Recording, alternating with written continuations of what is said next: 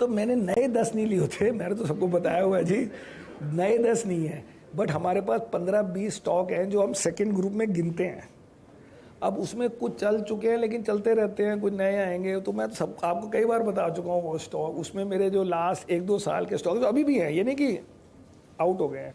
उसमें वरुण, उसमें waste life, उसमें लेमन ट्री, उसमें इंडियन होटल, मतलब नए का मतलब ये नहीं होता बड़ा, हाँ, नए का मतलब होता है जो टर्न, जैसे after Covid, IndusInd, IDFC first, landmark, उसमें मैंने अडानी पोर्ट लिया था जब फरवरी में, वो तो आ गया, told you on the channel.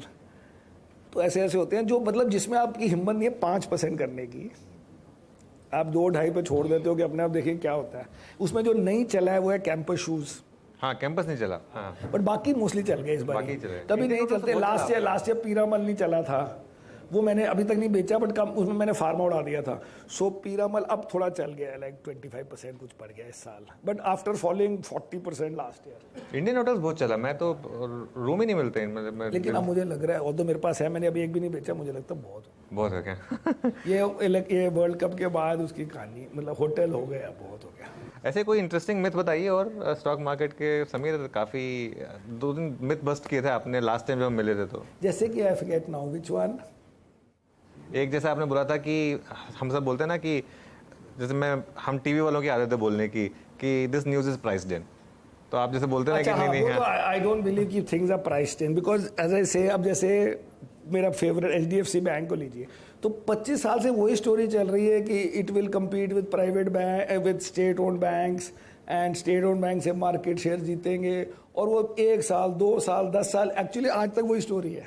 तो अगर कोई बोले कि ये तो स्टोरी पुरानी है, it is not the case. वो हर बार is use to happen, if you remember Gujarat Ambuja 90s में बाय शिप वो अपनी सीमेंट ट्रांसपोर्ट करते थे, और लोग कहते थे कि देखो जी बाकी लोग बैग्स में करते हैं बाय ट्रक, और ये बाय शिप करते हैं एंड बल्क में, तो उनकी फ्रेट कॉस्ट बड़ी कम है।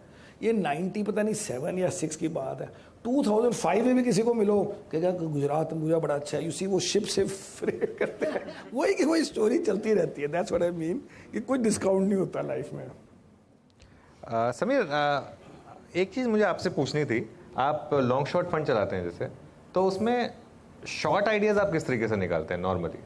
लॉन्ग आइडियाज़ तो ईजी हैं। सो हमने क्या शॉर्टिंग में किया है कि हमारा शॉर्ट होता है अराउंड 35-40%, जिसमें हम 1.5% से 2% से ऊपर एक नाम में नहीं करते हैं।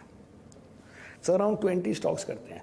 ओवर टाइम शॉर्ट में पैसे नहीं बहुत बने, because market since I have been doing it for 18 years, so 18 years में market is up some 7-8 times.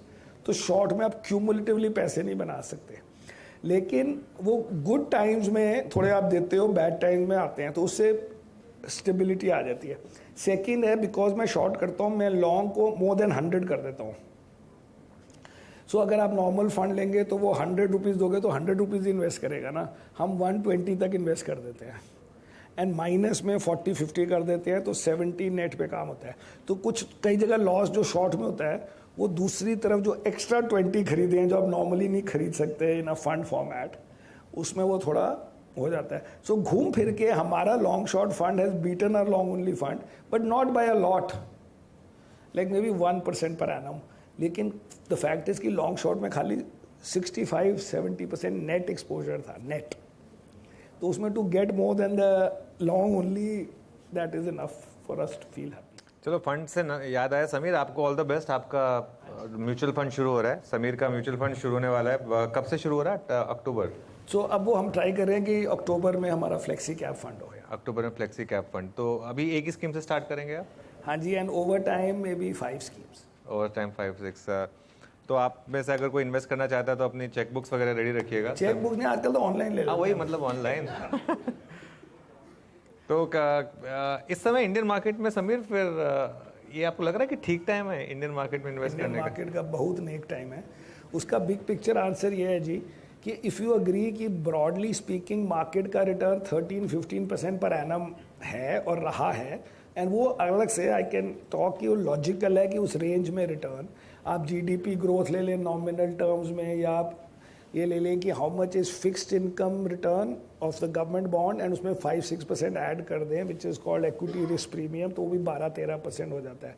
अगर आप कहते हैं कि 13%, 14%, 5 ईयर में, 10 ईयर में, 15 ईयर में, 20 ईयर में, 25 ईयर में है, तो अभी इस साल कैलेंडर ईयर का रिटर्न क्या है बताओ जी? NSE 500 का रिटर्न बताइए इस साल का 8 महीने में, बताओ। मुझे भी नहीं पता। 10%.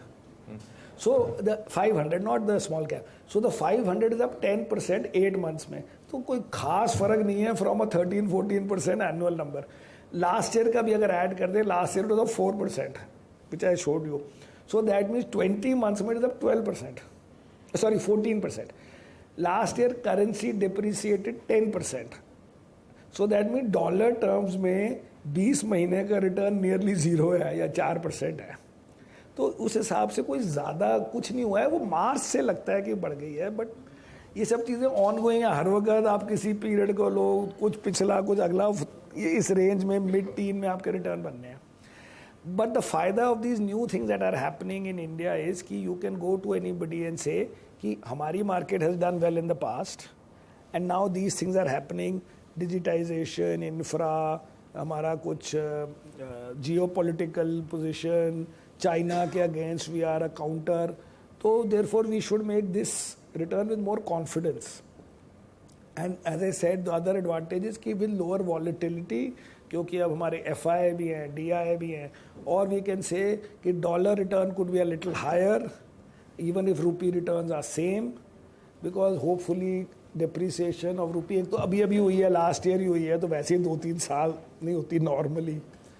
एंड सेकेंडली वो अगर 3.5% के बदले 2% हो गई या 2.5% भी हो गई, तो you will get 1 more percent which is great. 12% dollar return किसी को दे दो तो पागल हो जाए.